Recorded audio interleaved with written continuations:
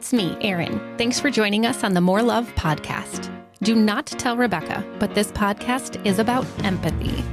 She likes people to think she's dead inside, but the truth is she's a big-time feeler who has truly helped me uncover that empathy is my superpower.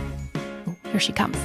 Hey, bestie. Hi, love. What are you doing? Oh, just getting ready to host a podcast. A podcast? About what? Life. Our life as best friends, who are more like sisters. Ah, yay! I love us, and I can't wait to share our stories with the world. Especially the ones that involve us pushing each other, right? To be our most authentic selves. Oh, man. Okay. I got something in my eye. Oh, you do? Yeah. What is it? I got an eyelash from laughing too hard. Oh, that'll do it. Ow. That'll do it. You're going to sit like this the whole time? Eyes big? Wow. I know. Good. It's itchy. Okay. Oh, good. Is it all set? I mean, we'll get through it. That's very loud. We'll get through it. Ruth's gone. Oh, Erin's back. that's right. Mm-hmm. I noticed Ruth was gone on Thanksgiving. Mm-hmm. Yep. Nailed it. Ruth was gone on Thanksgiving. I'm sure it was the crystals you held on your chest. Absolutely. I know. I drew that shit right out. Yep. Mm-hmm. It was the crystals and also the vitamin C. Did you make that? I did. Did you see that? Wow. No, I didn't. So you always underestimate my athletic ability. Yes, I do. And my game playing ability. Yes. Mm-hmm. And how many books you read. That's right. A year. That's right. And when we played pitch on, I almost said New Year's Eve. That's not what just happened. Not there yet. It was Thanksgiving. Yep. Thanksgiving. You had to teach me the game. Yeah. You picked up on it real quick. I sure did. You know who didn't? Philip. Mm-hmm. Yeah. Mm-hmm. He kept trying to tell me what to play from way back, not even in the same room. Very confidently, I might add. Right. And then every time I did. Not that one. Right. The which other one was the correct card. Correct. And then I would throw the incorrect card and lose. Yes. Until we finally realized he's an idiot. Yeah. And then we were like, he's playing the whole wrong game. Right. He's not even playing He's not even playing the correct game. But he's real confident that he knows what's going on. Put him in his place. Yep. Anyway. So I got you something. No, you did not. Yes, I did. What? I got you some voodoo sticks. From the Five Below. Yes! Yeah. Voodoo sticks? What do they smell? Them. Wait, they're different colors? Yeah. I mean, they're different types. I smelled them all. I only picked the ones that I liked. Oh. So that red one is like cherry something. Pound cherry Town? Sandalwood. Pound Town. The white one is vanilla. Okay. Oh. The one. Hey, Scott. Oh, Scott he came into the studio. What are you doing, Scott? Oh. Scott, who's at the ship? Who's at the bow? Who's steering the ship? No. Oh, come back. No. Please. Ooh. Which one's that? White? Yeah, that's vanilla. That's a nice one. You like that one? Mm-hmm. Yeah, but we got to go with, we're going with purple today for our oils. So did I get you a purple? You sure did. Oh, what's that one? I don't know. Well, smell it. What does it smell like? Berry, maybe? Oh. Was it a berry one? No. Oh. But that's great. I got you some voodoo sticks. Thank you for my voodoo sticks. This You're will welcome. last us 3 more episodes. I know. Those were 34 cents. 3 more sessions. Wow. I know. Except it was 3 for $1. So you save 3 cents. You know where I get mine? And then I paid extra for that one extra one. You know where I get mine? Where? At the head shop. Like where the hell is that? Where Philip buys his that sounds dirty. His vapes. His weed? Yeah, his weed. His vapes. The wise head shop. What? It sounds dirty. That sounds dirty. Oh, the head shop. Wow. Yeah. I want to go there. I Where, don't know to the why. head shop? To get some weed or some incense? Yeah. I want some incense. Oh. Waft it to me. Oh, is that so nice? Oh, she smelled good. Well, Those I already put are my good oils on, ones. so it's a combination of my oils and the... I didn't get any oils. What is it today? Today we're going with the third eye chakra, the intuition. From the head shop? Mm-hmm. Yeah, no, these are from the Amazon. But I thought, we've taken our listeners on our journey. Oh, I told you you're going to hate it. Oh, that is not good.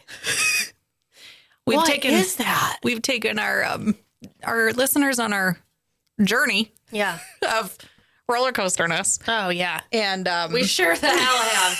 Sorry about that, but being vague in a lot of ways. Yeah. Someday we'll let them know the details. The whole deets. We're getting towards the end. But this one's the third eye, which is the intuition. Okay. And we have really come full circle in like 2 weeks about truly following our intuition and trusting our gut. The readings that we've been having have been saying that, and we keep like denying that. And then finally, when we embraced it and we really embraced about who we are as individuals, that's when the aha moments come, which is hilarious because the card that I pulled, What? you're going to make me talk about it. And I don't can't want wait. to. It's going to be nuts if it leads into what we're talking about today. Because do you have any clue what we're talking about? No, I never do. Because you're the talent. You just show up. I'm lucky that I showed up because I let my phone die on Saturday and it's now Monday. And I turned it on this morning and realized that I had an 8 a.m. meeting leading into the podcast. So that's why I look the way I look today. Yeah. Okay. This is what I look like in every meeting. There's no difference. So this is our new deck, guys. Oh, yeah. Why don't you tell them about that deck? I don't know where the camera. There we go. Where'd that deck come from? from? This deck came. This is the affirmation tarot cards. It's a magical guidance from the universe to help you help yourself.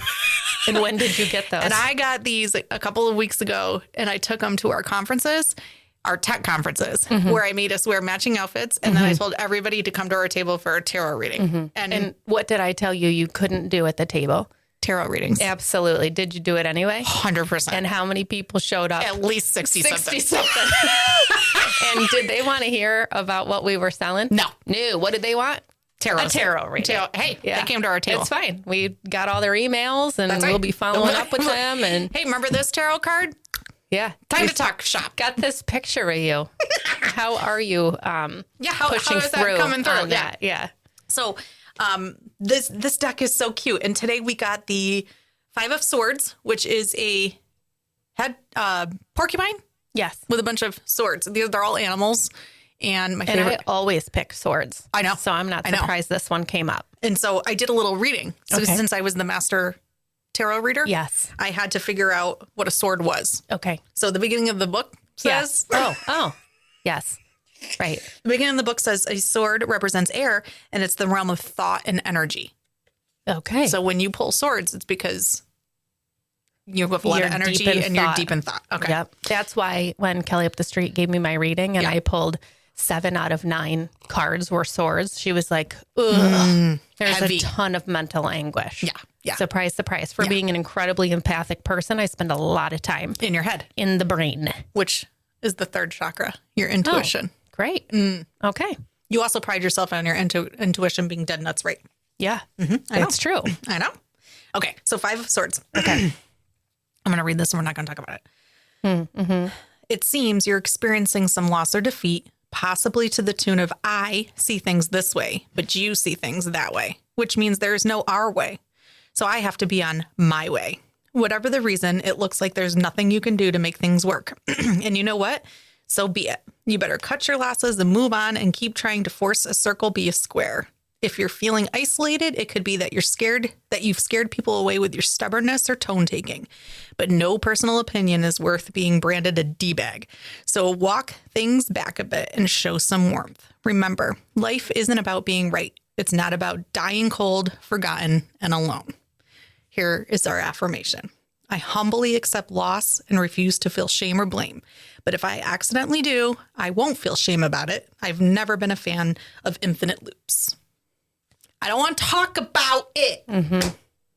We're totally talking about it. You know we're talking about it. I know. It's so fascinating. I don't want to talk about it. Do you want me to do my affirmation card now or after we talk about it? I'm scared now. You want to do it now? Okay.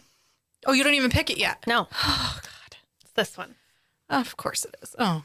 I am going on an adventure. I know that passion is ignited when I create experiences that excite me. I don't want to talk about it. I know. I know. I know you don't. And we're gonna. I am going on an adventure. I know that passion is ignited when I create experiences that excite me. Yep. What happened? What happened to the I incense? don't know. It went out. Why? I don't know. I'm just going to relight it. Oh, no, that probably means something, right? Really like the smell of that one. Okay. So we're going to talk about it. That's exactly what we're talking about today. And I'm going to prompt us with a question that was asked of me by one of our listeners. We're about 50 people away from 2,000 listeners. Just want to throw that out there. Do you see that that's going right up to the heavens? Oh, is that what's going on? I don't know, but I don't like what you're about to ask me. I'm just trying to avoid it at all costs. Oh, okay. Yeah. Okay. It's fine. That's fine. I didn't realize that. That was weird. I didn't realize that's what you were doing there. It's interesting. That's sarcasm. So the question that was asked of me was, do you and Rebecca ever fight? Oh, that's a good question. It's a good question. Okay. And I love that question. And us having this conversation about do we ever fight is directly related to the porcupine card and this I'm going on an adventure card. Yeah. So that's what we're going to talk about today. Do we ever fight? The answer is no. Thank you. Thank you. Define fight. Yeah. Great. Why? Because I'm not sure our definition of fight is the same as other people's. Mm-hmm. The first thing that came up for me when someone asked that was I would imagine that you and I, when we disagree on something, we disagree how healthy married couples are supposed to disagree. Ooh. Right? Now, neither one of us have experience in what that is supposed to look like in our own marriage. That's true. We have it with each other, which is part of the problem, right? Because we just set the bar so high about how we're supposed to have these conversations. You also immediately told me when the Twin Flames documentary came out to watch it because we are twin flames. Yeah. And that you have to become the man. Minus the cult. And I have to step into my masculine energy. Right. If y'all haven't seen the documentary on Netflix called Twin Flames. Oh, that's good luck with season. That. Yep. Good luck with that. It's going to be a whole private show. Great. You're 100% my twin flame. I know. We're not in the cult together. Nope. I am going to have to step into my masculine energy. Yeah. I will not be changing my sex. You know what would be interesting, though? We could do a discussion board in the Facebook group just to talk about twin flames. Yeah, if they want to watch it. I'm not sure anyone's listening to any of our recommendations of things to watch after the whale. Although we were on the airplane last week and guess what came up? Yeah. The whale. I know, the whale. Abort. And we were like, nope, Sarah said it was really uncomfortable, that first opening scene when you're on an airplane. Don't do it. So we didn't do it. Don't do it. Okay, so the question is, do we ever fight? And that is the very first thing I think of. I have to interrupt you. Do you see this? What? The smoke? Okay, yeah. Do you see it just lingering in the air? Yeah, doesn't it always do that? Nope. Okay. When a head shape comes out of that, I'm out. That thing smells like Fruity Pebbles. It smells like we're having breakfast. You see that, right? It is like it looks like the Northern Lights Milky Way. But I think that's how it usually is. No, it doesn't. Oh. I would have noticed it. Oh. Anyway, do we fight? I'm going to alter that to be, do we have disagreements? All the time. Yeah. Yeah. All the time. Absolutely. Absolutely. But they're never nasty. I don't always know that they're disagreements. Right. You know, it's usually just conversation. Yeah. And then 50% of the time we're saying the exact same thing, just different ways. You ever notice that? Yes. And then once you've made me process it and we're like, oh yeah, we are saying the same thing. Or once I get to where you already were. Right. We discovered that last week. Yes. We discovered last week that I am an immediate get to the conclusion. I don't have to process anything. I just know, but I'm also very intuitive guided. I don't have to go through the mud to justify it, where you have to do the journey. I got to feel it all. And I can't. And so once we've established that out loud, that changed everything. This is what we have to talk about because it's we always talk about this in bed. It's always when we're on trips. This is what we talk about. But this is what's so fascinating about it, because do we argue? I can't think of a time at any point in our relationship where we have been downright pissed off, mad, annoyed, angry. Get the hell out of my face. I can. A couple weeks ago when we were on the Zoom with the client, you shut the Zoom right off. It was not a client, number one. It was Colt. Still. Poor Colt. You guys remember Colt? You guys remember Colt? Colt, who leads us on this really fantastic journey of a self-exploration. Right. It pushed me to this place to have all of these thoughts and whatever. And we're on a Zoom. It's me, Colt, and Rebecca. And what were we even talking about? We were talking about marketing. Yeah. We were talking about marketing, and we're going down this path. And again, I get from point A to point Z really, really quick. Yeah. And you don't. No. And so you weren't getting there fast enough. And so I literally threw my hands up. I'm like, before that, you said, this is what we're going to do and how it's going to happen. Yeah. So you were already at the end. Right. And I said, I don't understand how we're doing that when we've not done this, this, and this yet. Right. And in a heat of passion, Rebecca literally throws her hands up. I'm like, fine. Then I'm removing myself from the conversation and you can just do it. And what happened? The screen went blank. I wasn't sure if we weren't even in the same town. I wasn't sure if she pulled my computer plug. I don't know what happened. She clicked leave meeting and just shut it down. I was like, hung up the Zoom call. I was like, okay, so I know her well enough to know that she will not answer my phone call if I call her. So I call Colt and I'm like, she in bad place. He's like, yeah, I gathered that.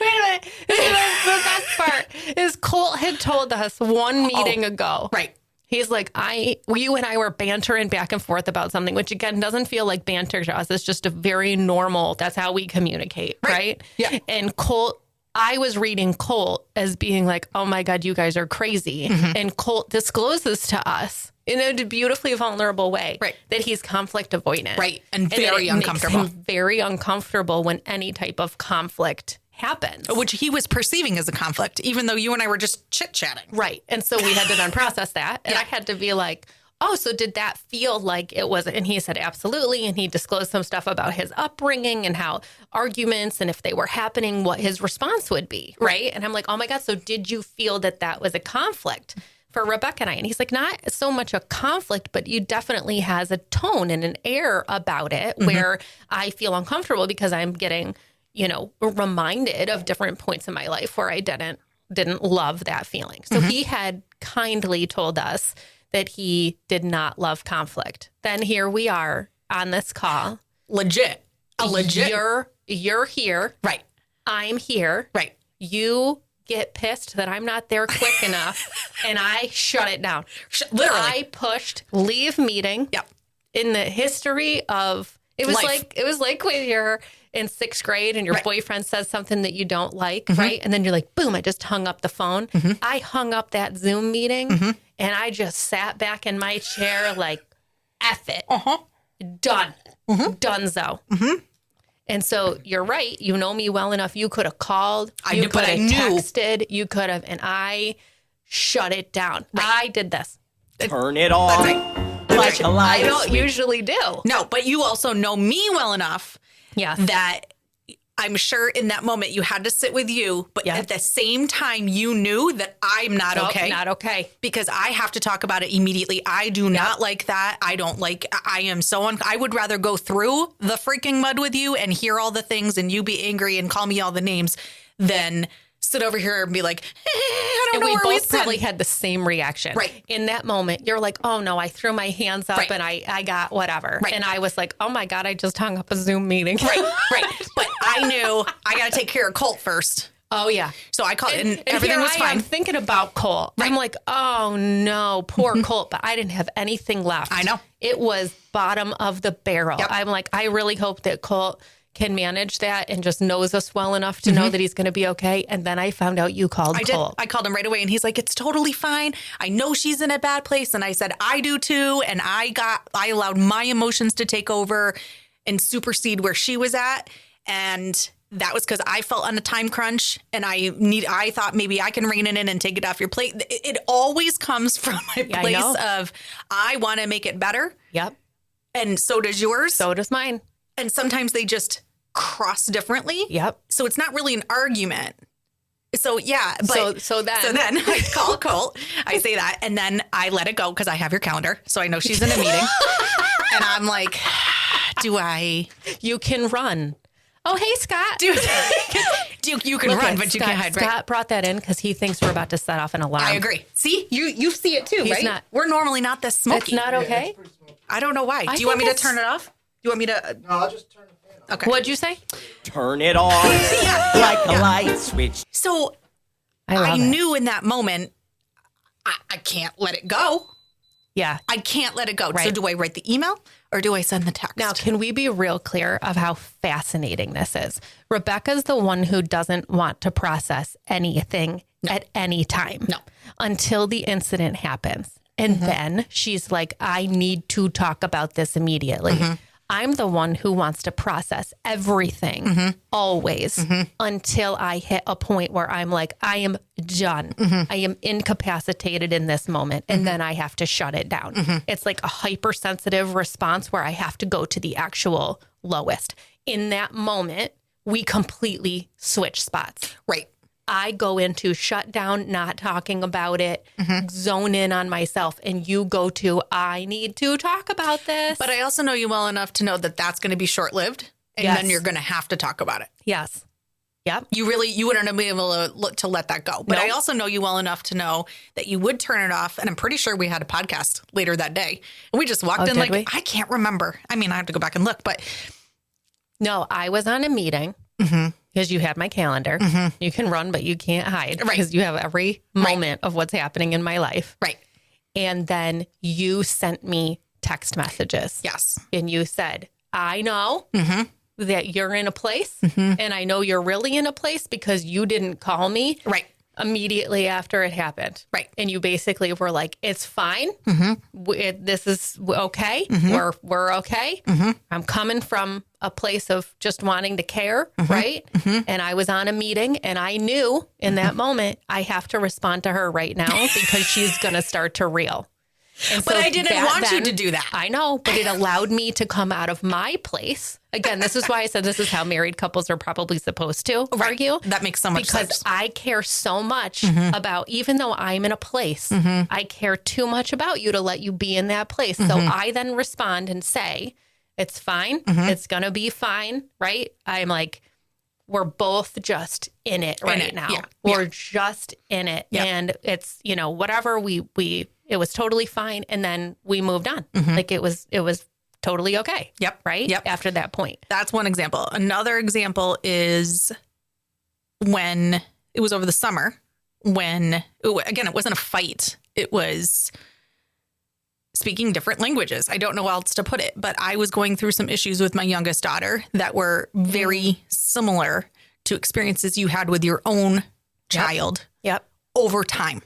And so I would come to you and say, oh my God, do you see this? Do you see that? Do you see this? And so you would give me suggestions. And then, we would go back and forth and back and forth and back and forth. And then it got to the point where I don't even remember how it came. Again, it wasn't a disagreement.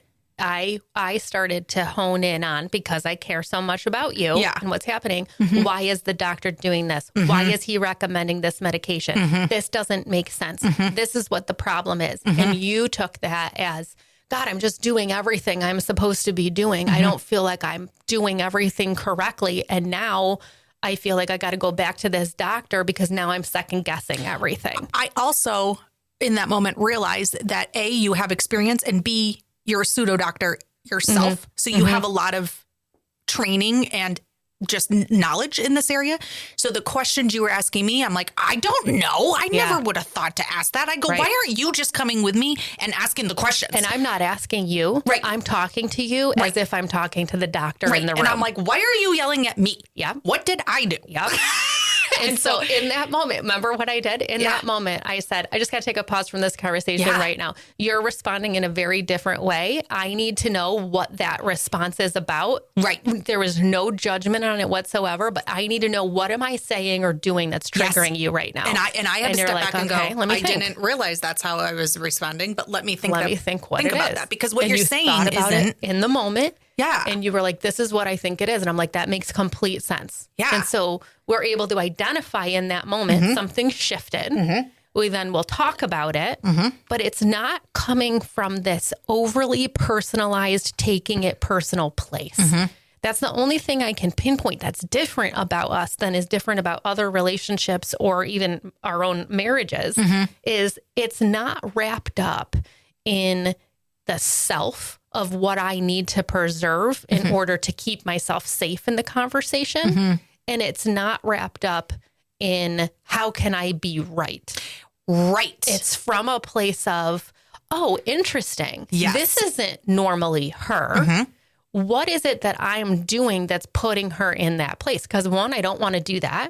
And two, I just know you so well that I know when you're out of that character, that there's something going on, but I trust that love so much that I know you're not in a place where you're like, I'm so fucking pissed at Erin right now. I can't believe it.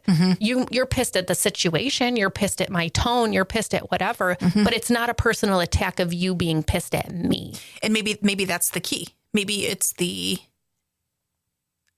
we've spent so much time in our maybe that's the difference. Is it in or on?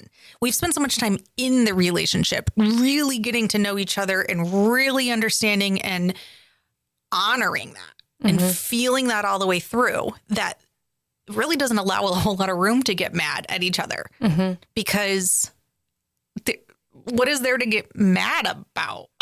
Like I can't even think what is an example of something I would get mad about? You didn't invite me to go to dinner? Like I can't think of anything that would be. And I do. I try and make fun of you all the time. You don't try. I try and make you feel bad about yourself. I try all the things and you just laugh. You just think it's hilarious. Then that makes me laugh. But I wonder, would I have that same reaction for other people? Maybe. I don't know. But you might write them off because, again, you know I'm coming in peace. Maybe. Yeah. That's a good question. Maybe another aspect, though, is we're very different. Yeah. Except a lot of our core is the same. And so something recently that we recognized, and this is beautiful. That conversation that we had, I was driving, I was right next to Dunkin' Donuts. I remember it clearly. I remember the conversation about our kids that you just mentioned. I was cleaning out underneath my bed. Yeah. All my purses. I remember that. Yeah. Yeah. I remember that. I don't know why, but that's when we had the conversation. Yeah. But this conversation that we had last week. Oh, yeah. It was last week or 2 weeks ago. Was so freaking beautiful. I was like, God, I wish that was recorded. So to give a little background insight. So Rebecca and I were on cloud 9 at the beginning of this year. When I say living the life, I mean 2023. We even had a song. We were traveling all the time. We were living the high life, not like living the high life Vegas style, but like just so in the flow, tune with all the things that we wanted to be creating doing. And evaluating and growing, and we had financial stability. All the things. We were growing things together. We were spending time together. We had a great balance of work versus play. It was all the things. Amazing. Agreed. And we recognized that at the time, I think we just thought, great, we've arrived. Right. We're living the life that we've always wanted to live. Right. We here. Built it. We're here. Yep.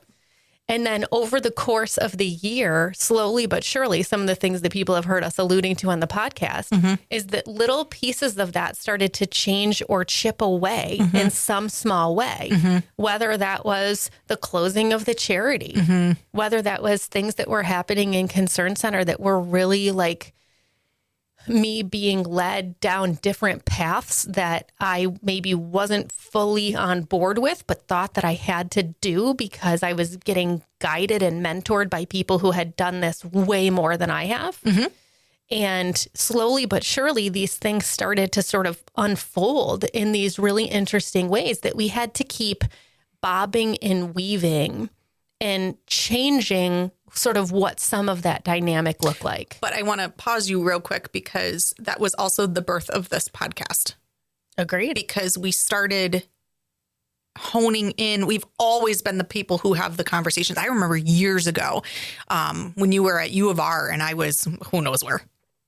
And I would be like, we need to set a dinner date because my list of topics we have to talk about is too long. Yeah. We would literally come with topics on, because if we didn't write them down, we would forget to talk about them. And then we realized these conversations we were having, if anybody knew us, in fact, that's the feedback we get. It's like, I'm standing next to you at a craft fair and I feel like I'm at the podcast. Yeah. This is genuinely who we are. Absolutely. 100% of the time. Absolutely. No doubt about it. So when we are looking back at the things we're going through it and we and our dissecting of them and talking about them, that's when you had the revelation. I remember where I was. I was in my car pulling out of my driveway. And go to I the had Dunkin' already Donuts? decided, probably going to Dunkin' Donuts. And I had probably decided on 2 or 3. I had at least 2 other podcast ideas before this that were going to be focused entirely on me doing the podcast myself. We did photo shoots for you. We did clothes. We picked out clothes. We picked out I had cover albums. everything. All set. Music. Remember when we spent in Florida on our vacation? We listened to all these musics. I mean, we and I was always right there cheering you on. Absolutely. Like, yeah, I this is had great. come in here. I had done the podcast recording of an intro. All the things. I know. All the things. And then you just never pulled the trigger. It just wasn't the right time or it wasn't the right thing. And then I'm I pulling. remember that. You do? Yeah, because gosh, Remember? poor Scott's been with me the entire time. He's Oh on my the God, journey. remember Scott? I constantly was like, Scott, I promise. This is the month. Yeah. Then 3 months would go by. I'm like, Scott, for real this time? It's going to be this month. I'm like pulling the trigger this month, Scott. That went on for over a year. Practically perfect. Oh, yeah. Practically Perfect was was one of the first ones. Angry Badass Women. Angry Badass Women. I actually still have one of your booking links still says that, I think. Yeah, I love that. Hey, Right? you never know. It might be back It's on. accurate. It's accurate sometimes. Yeah, you're absolutely right. And then it looks like I'm smoking a cigarette. I know, right? I'm just gonna keep doing this. These are Yeah. smoky. It smells fantastic. There's more smoke though. in this room now than there usually is when that cannabis podcast is recording. You know, it's funny. It must Oh. be the Five Below spirit stick. Yeah, that's Oh, yeah. 34 cents right there. I mean, you're getting our Getting we're getting our money's worth here. Oh my So God. yeah, those were going to be the podcasts, and then again, I'm pulling out of my driveway to go to the Dunkin' Donuts, and I say to you, you know what the podcast needs to be is us just recording our morning conversations because this shit's hilarious. I know. And then somehow that turned into let's just do this podcast. Right. And I remember the reason that the podcast is called More Love is because I always say to you, you know what the world needs right now? More love. It's true. They just need more love. People need more love. You'll be like, this person's an asshat. I'm like, they need more love. You'll be like, that person's wearing an ugly sweater. Maybe if they had more love constantly. Maybe that's more why we love, don't, more quote love, unquote, fight. More love. Maybe that's why we don't get into an argument because it's literally always approaching it with more love. More love. Just constant love. Right? So then we launched this podcast. I want to be clear. It does not mean we don't disagree. No, we disagree Probably constantly. more often than most people. And especially over the course, so in the Okay, back to timeline of your- the course of the last part of this year, things started to chip away. Things started to be a little different. We started to revamp, and then they've heard us talk about Oregon when we were at the HECMA conference. Yep. And that is when things just, when we talk about landed, right? We're talking about landed hard. It was, oh my gosh, we thought one thing was happening and that thing was not happening. In Not fact, even close. Here's what was really happening, and this thing that was really happening is not okay. Yeah. And you need to hurry up and figure that out real quick, or you're going to be in a whole level of hurt. Yep. And that for me, so when was that? Not just you. May or June? A lot of people. Oh, yeah. June. June. That was in June.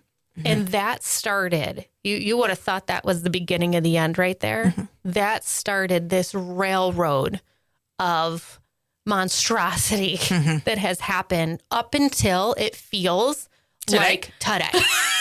Literally. Right? Literally. Our meeting this morning, I was like, I have ebbs and flows, and it's been ups and downs, and it has been absolute lowest. It has been all of this stuff. Then personal stuff started to happen, specifically in my life, where I was like, oh my God, I cannot take on any more, right? Yeah. I've been as a mental health provider, very aware of the level of depression that I have been working through and trying to manage, right? Thank God I'm in this field because depression does not always feel like you're just incapacitated, unable to do anything, right? I'm very clear what depression feels like and I've been working through a lot of that, been very aware of the energy, all of that stuff. And so you and I had to come together over these last however many months that is, 6 months, something fierce, because our personal livelihoods were affected. Our working relationships were affected. Our love for each other was affected because of you wanting things for me and me wanting things for you and wanting, me I wanted to protect a lot of things for you. You have wanted to protect me from a personal standpoint. We have just collided so many ways over this last 6 months. And finally, it got to a point last week where, where were we? We were in Florida, and we started to just have some conversation. I was at a really low place when we were in Florida, to the point where I got physically ill. And I warned you about that. Yeah. Getting on the plane, I said, we're real clear that if you don't do something, your immune system is so low, you're going to get sick on top of everything else. Yep. We are at that point. Yep. And what happened? I got sick on top of everything else. Yeah. And it was to the point where we're talking bottom of the barrel. You are in the budget rental car line with that guy with the dog that pissed on the floor and then didn't do anything about it. And then the dog walked through it and traipsed it all through the lobby. I was like, did he budge ahead of everyone? Yeah. Yeah. You know what that man needs? More love. More love. He needs some more love. That's his therapy dog. Yeah. He needs a lot more love, because that shit's inappropriate. So I literally am in the bathroom at Budget. I come out, I sit on the seats, and I'm like, you need to take your shoes off, because I was so hot. I end up taking my shoes off, and I'm like, you can't sit in here. You need to go sit outside. We're in Florida. I take my shoes off and my socks off, and I have to feel the ground under my feet. I have to feel the rockiness. I'm just so focused on what it is that I need in that exact moment. And I went and sat on that curb while you were checking out the rental car. And then I said to you, the rental car was in your name, by the way. And I'm like, listen to me, sir. Good. Yeah. Listen to me. Yeah. It may be in her name, but it's mine now. She is breaking down. She's literally blending in. I'm not going to question you. I said, that's right. Right now. Do it. Yeah. Thank you, sir. And meanwhile, I'm sitting out on the stump with no shoes on. Right. My you took on my role of on the homelessness. ground. I got all my baggage around me. Opened. I look absolutely homeless. And what do you come out with? A Powerade and some Cheez-Its. That's right. That's right. I was like, said, which part? Here's your snack. Yeah. And I said to myself in that moment, I don't want these Cheez-Its. I don't feel good about these Cheez-Its. Did I open them? Sure Yes. did. Why? Because you gave them to me. And you needed them. And those Cheez-Its were gold. I know. Those Cheez-Its were everything anyone has ever wanted. Now, you're eating those sitting around your open bags Yes. on the curb while I took the car Yes. and drove to Walmart to get the supplies you needed. And what were the supplies? An Gotta eye have mask. a pillow. Gotta have an eye mask. You only wanted an eye mask, and what was the other thing? It was only two. No, it was an eye mask, and then you wanted a sandwich Burger King. from Burger King. Number 7. I got you the eye mask, a pillow. Yep.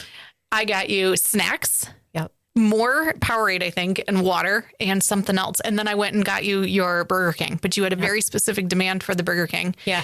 And I screwed that up. What was it? To have the chicken sandwich cut in half. I gotta have it cut in half with a plastic knife. Right. And I forgot to ask them that. Yep. And so I backed up my car in the windshield, in the window. And I'm like, excuse me, ma'am. I knocked on the window of the door. Yeah. And I said, can I please have a plastic knife? She's like, no, we don't give those out. I'm like, oh no. Yeah. And in that moment, you're like, what do you mean? Right. And then I thought, well, I'm driving. I didn't want to leave you there. I mean, there was a whole bunch of things that went through my mind. I mean, who does that? This is after you went to the Burger King in the airport because it was the closest one. I put the and GPS. You were like, maybe this isn't the one I should go to. As I'm pulling into the airport parking lot, and I'm like, ooh, wrong one. Right. I forgot about that. So then I drive around, and then I pick you up, and I pull. Oh my in. God, this was my favorite. She pulls in. It's a one-way. And here I am, homeless, sitting on the curb with all of my baggage around me. The one way. Still I pull off. in the opposite way. Yeah. 4 people have stopped and been like, you look so sad. Are you okay? I'm like, yeah, I'm fine. Are you waiting for your ride? I'm like, yeah, she's on her way. Oh, is she going to be here soon? Yeah. Stop talking to me. I'm in the midst of a mental breakdown. Right. Leave me alone. Back up. I am eating my Cheez-Its, drinking my Blue Powerade. Leave me alone. Mm-hmm. So here she comes, bebop-ing in. Now, you know I don't let her drive the car to begin with. And keep in mind, we're on our way to Mickey's Christmas party. So I have Minnie Mouse ears on with 2 buttons, space buttons. I have a Minnie Mouse shirt that says Merry Christmas. I have a plaid kilt on. With the pin. With the pin. Yeah. And tall socks of Minnie and Mickey kissing under the mistletoe. Yep. And some army boots. And army boots. Yeah. That's what I'm wearing. That's what she's wearing. Yeah. Yeah. And I'm wearing black legging pants. Right. With my shoes and socks off. Right. And I have this stupid ass shirt on that she got me. It's Tinkerbell. It's Tinkerbell and it says, Santa, I tried. Not okay. And so here she is, bebopping in with her space helmet, her space helmet hair. Yep. And she pulls on in, and does she go kitty corner into the one way where she's like not straight on, but she's literally at an angle. And she pulls in and she's like, I'm here. And I get all my stuff and I put it into the car and I got all of the Burger King out and then the big shuttles start to come through. Taking the people back to the airport. They need to get through because this is their lane. And I say to her, you're going to need to move over because you're like smack dab in the middle of the lane. And at this point, I have taken her Whopper out and I have unwrapped it and I've put it on the dashboard. And she looks at me and she's like, yeah, these people think I need to move. How do they like me now? She grabs the Whopper and takes this bite out of it and just looks at me with this devious, go F yourself look. And this man in the shuttle is like, meh, meh, meh, meh. She puts her Whopper down and she looks at this man and is like yelling, like, you can wait. You can wait. I'm like, I am dying right now. This is the audacity you have to be pulled in here half-assed I didn't want you to have to walk. with. And then you're like, I'm going to have a bite of this Whopper right now. I'm going to have some fries too. I didn't have any fries till we left. You wait. And then this man has the audacity in your mind to even honk at you. Well, and you're like, I'll move when I'm ready. then I moved. And then you did. You moved. No. You moved right over. Mm-hmm. That was next level. Then you had to drive us 2.5 hours in the pouring rain. Pouring rain. Like monsoon. While I took a nap. Mm-hmm. Which was really nice for me because that doesn't usually happen. I know. And then we decided I'm now allowed to drive on rare occasions. Right. Once a year. Here I come. Here I come. So this all to get back to the point that in that car ride, that again, last time we were talking about how we hated everyone else's podcasts and we decided we only liked ours. But in that conversation, we started to process what different people we are and how we need to just lean into the fact that we're fine with that. Because for me, I don't know if this was the case for you, as I think over the course of this year, I was trying to fit more into the mold of being carefree, not being the type of person who has to have all of her ducks in a row, throw 3 sheets to the wind. And when financial security was... That's your version of carefree this past year? Oh, that pushed me so far out of my comfort zone. Wow. That's like reckless in my mind. Wow. I know.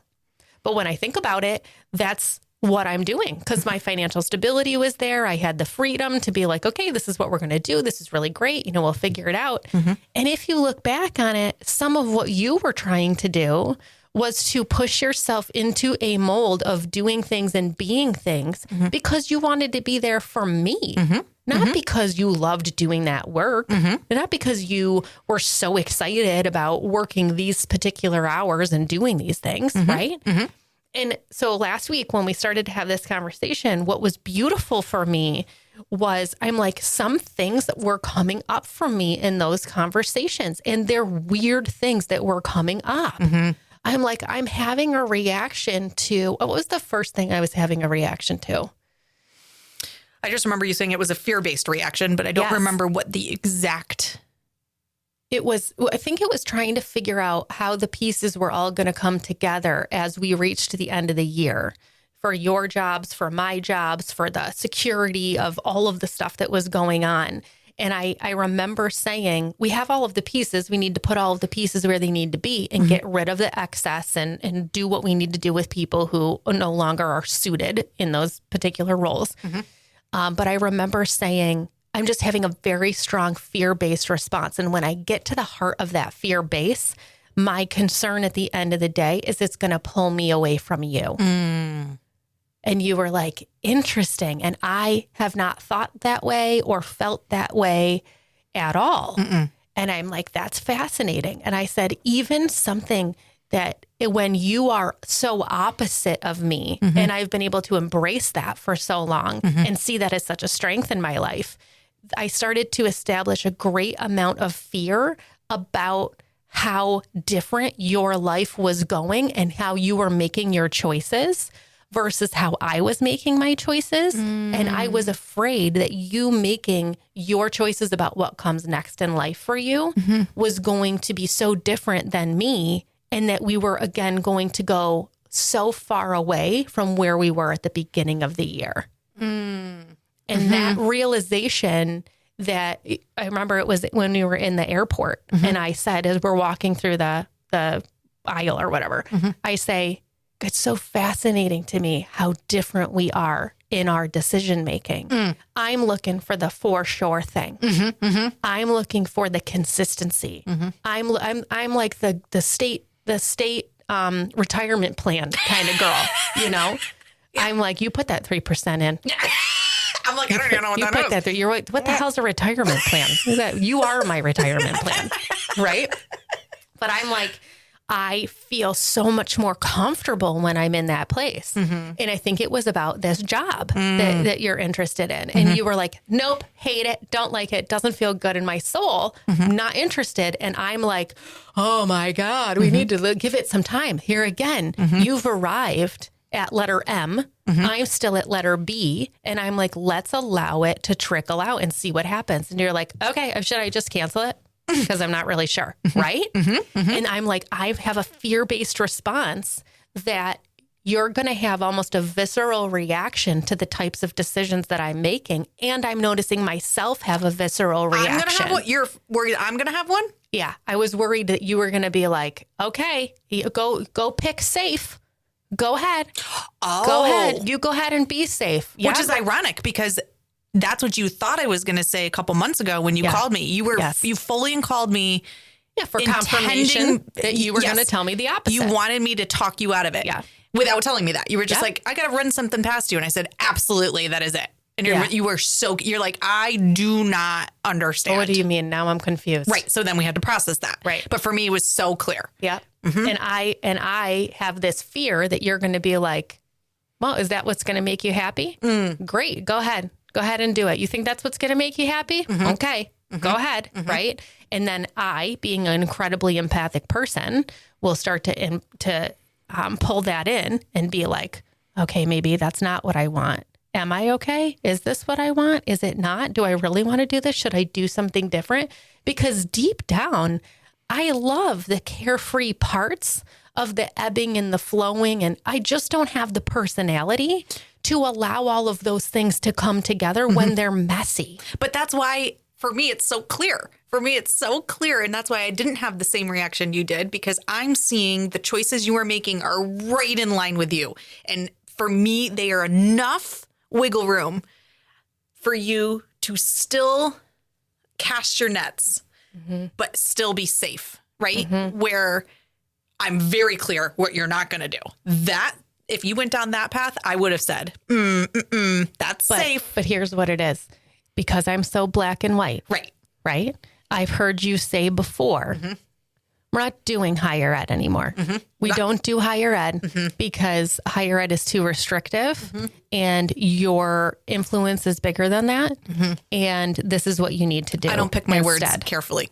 Right? And I'm so logical, literal, and black and white that in my mind, I'm like, I either need to go all in and just throw 3 sheets to the wind for this business and do it, even though it makes me uncomfortable because we're not doing that anymore.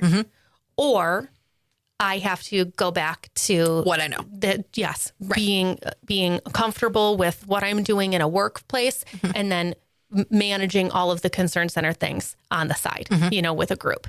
And there was no in between for me about what that looked like. So because again, I'm super empathic and I know that you know me so well, it doesn't make sense to me that there would be a happy medium between what all of those things would look like.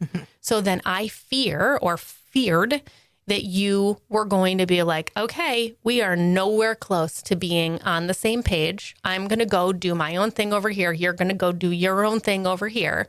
And we'll come together when we can possibly come together. And I didn't see it like that at all. And so when you said that to me, I was really thrown off. I'm like, that makes no sense to me. In fact, I see the opposite. I see us being actually more intertwined than we were before. Just in our own zones. Correct. This time. Right. Because then my visceral reaction was coming in. The way that you make decisions is so high energy focused and off the cuff and gut sense that makes me so uncomfortable because I want to make sure that you have every single option and all of your things lined up so that you can be as stable as possible. Stability is not your number one. Happiness is.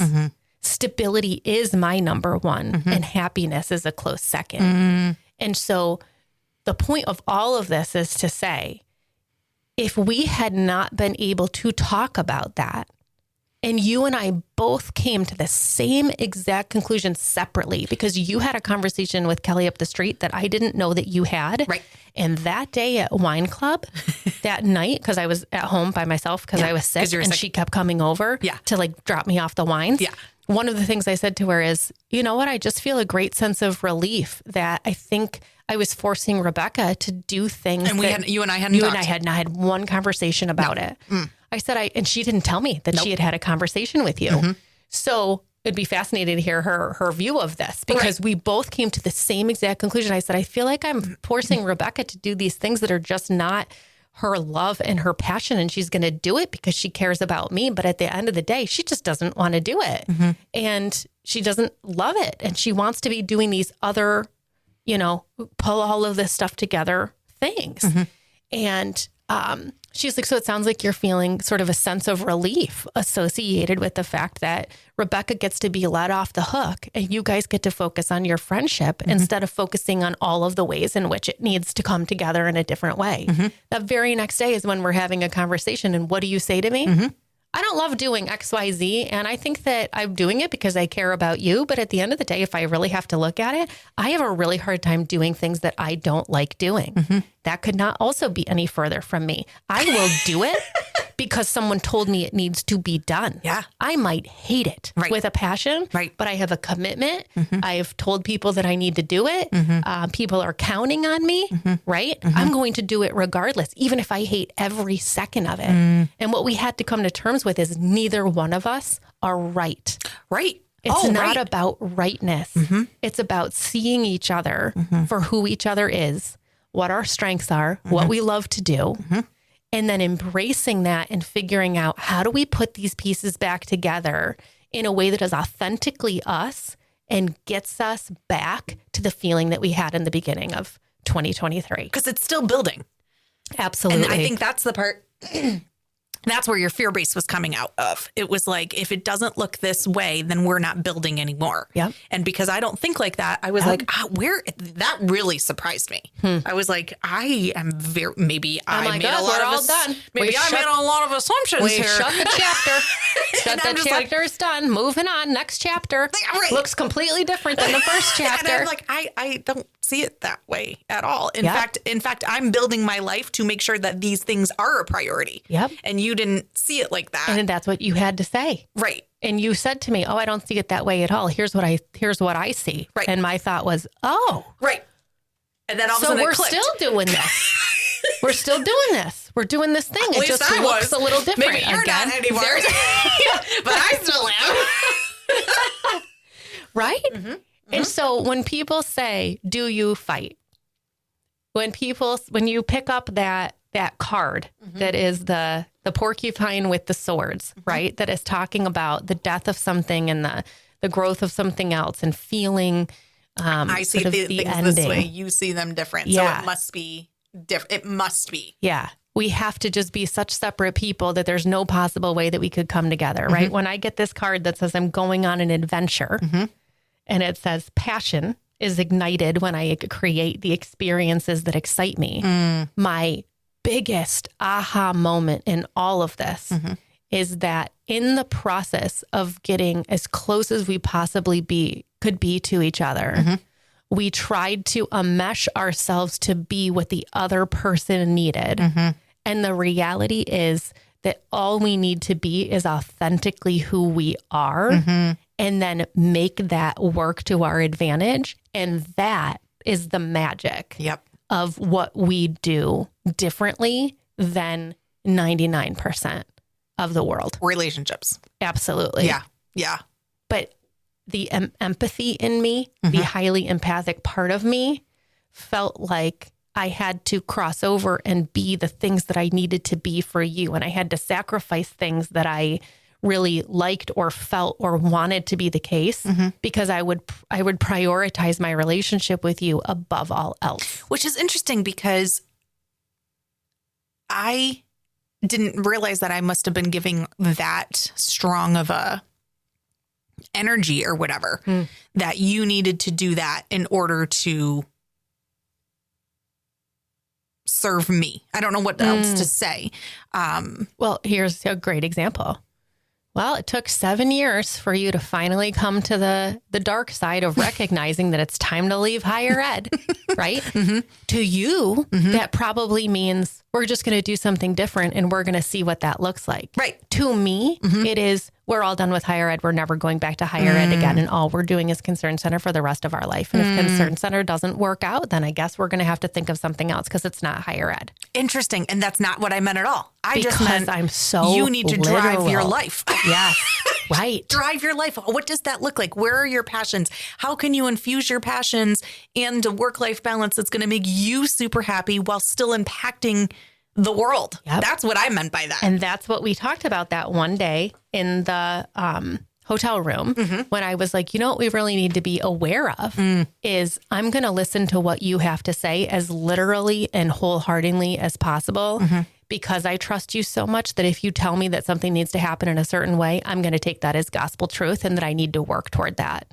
And I said, and then I said, the opposite is that I need to know that you're going to be aware that how I say things are so definitive and clear and that you're going to fight against that because you're going to hear it as almost me saying to you, similar with the doctor situation with Sawyer, right?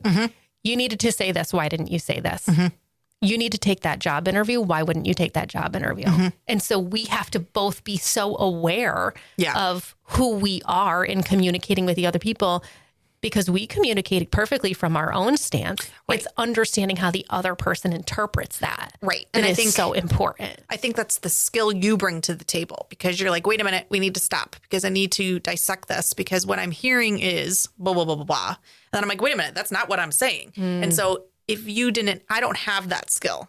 So if you didn't bring that skill to the table, I don't know if we would have as much understanding. So maybe that's part of it too with other people in relationships is that having that ability to be able to come from from a sense of getting out of their own way so that they can actually hear. Because most people operate with where they're coming from, and it's very difficult because they're never seen. They never feel valued. None of that. So it's very hard. So I'll facilitate those conversations that might not happen otherwise. Right. Because you're able to get out of your own way. You're able to be like, how can we have this conversation so we can understand each other? We don't always, and we still don't always agree. No. And that's totally fine. Yep. It doesn't make me like you any less. Right. Right. Like, and here's part of my own personal journey that comes into this and what I am 100% working on in 2024. Oh. Which is because of my level of sensitivity and empathy, I think I have not realized the ways in which I will neutralize and calm and give in and allow other people to guide and lead the journey out of a desire for harmony and out of a desire for seeing every single side, even if it goes against me having a genuinely strong opinion about something. I don't think I've recognized the way in which my empathy has misguided my trust in myself and my own decisions. Because anytime I flex that muscle, anytime I say, I'm going to apply for this job regardless of if anyone else thinks it's a good idea, or this pricing structure doesn't feel right to me, we're going to do something different. I feel so alone. I feel so isolated. And I have this constant feeling that if it goes wrong, I will only have myself standing there because no one's going to be beside me because I didn't listen to the other sides of the story or the people. So I have not been able to flex my own voice of this is what I want to do and why I want to do it because it feels rude.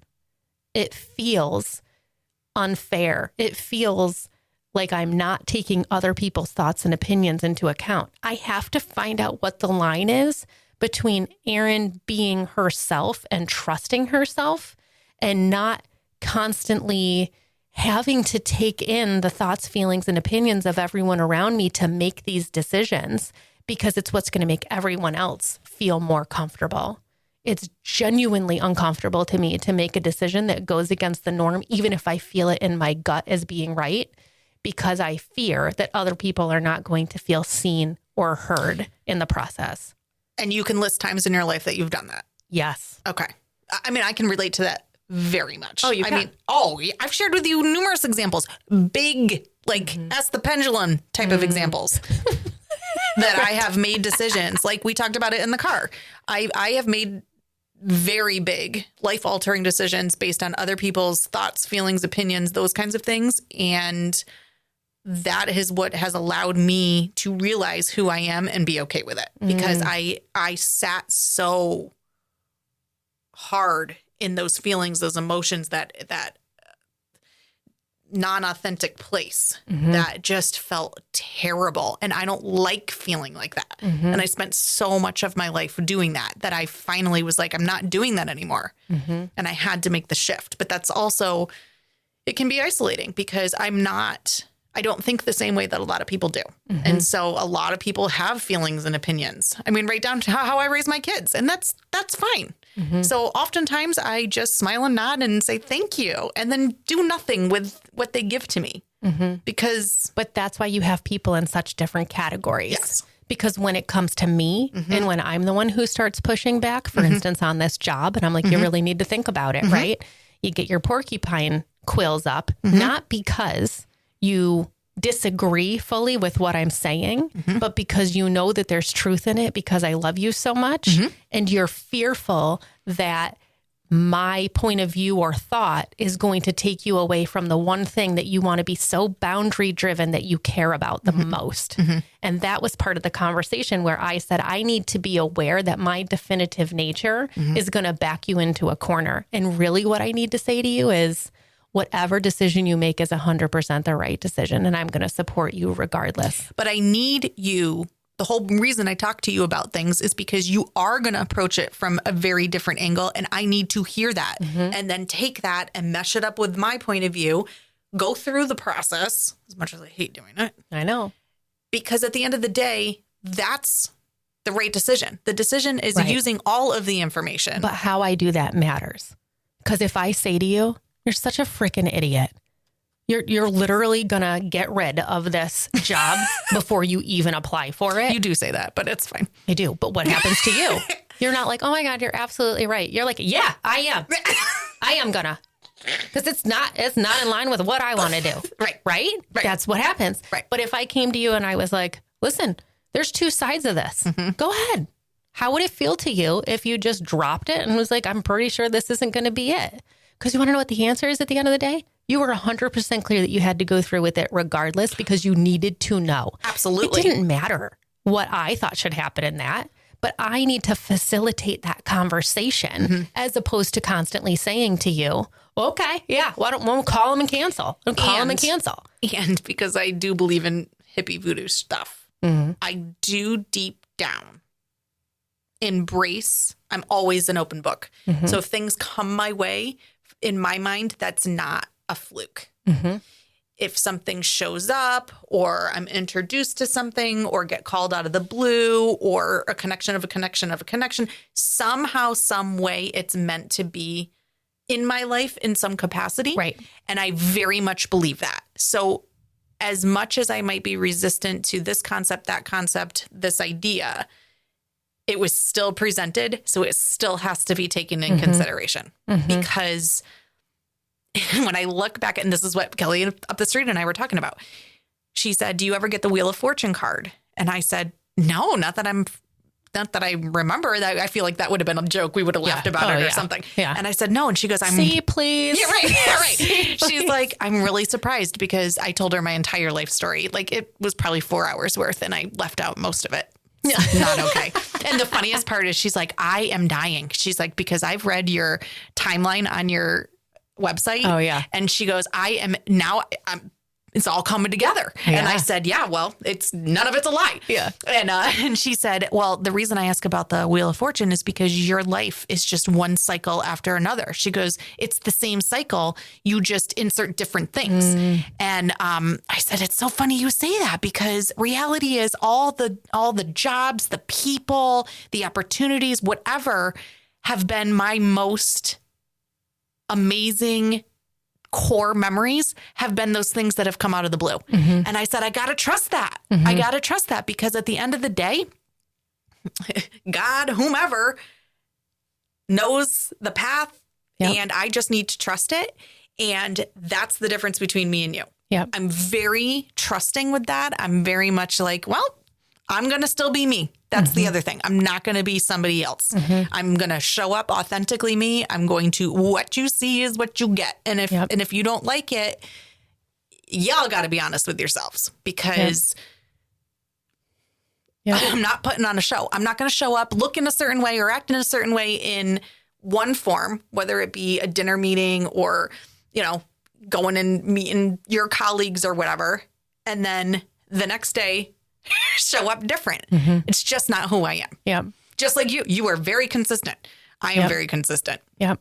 So there's been a lot of learning this year. Yeah.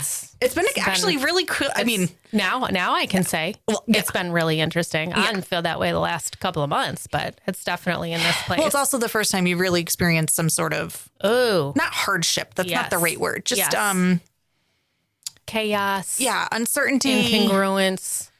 Difficulty. A lot of, but at the same time, a lot of wins, like in a weird way. Yeah. I haven't seen those all at this point, but when we do our live show for the end of the year, we can process all of that. Yeah. But so here's my final thing that I will say, and that is, I love your guts. Love your guts. You drive me absolutely crazy. I know. And you can't live without me. My favorite marriage. And the very, very, very last thing I would say is I would love to hear from people on our Facebook page how this relates to you, your friendships, your best friendships, your relationship with your children, your relationship with your spouse. And has anything changed by listening to how we is this the craziest thing you've ever heard? Right. Or are you like, oh my gosh, that makes so much sense to me? Because I think you and I take the most when we have people who will ask questions or engage or are like, oh, wow, I really thought about this in a different way. Because again, here we are, two idiots just chatting it up with their bebopping hair. Yeah, eating the Whopper. So we would love to hear from you. Definitely let us know on the Facebook page. For sure. And I think our next podcast, we have a guest. Yes, we do. It's exciting. Yes, we do. Bringing on those guests. Bring it on. Yep. All right. Have a good See day. you next time. I loved that. Me too. Isn't empathy amazing? Well, we're amazing. I don't know about all this empathy stuff. That's fine. I accept you wherever you are. Oh, God. I love you. I love you too. And if you love us, please like and subscribe to More Love, the Power of Empathy podcast, wherever you get your podcasts. See you next time.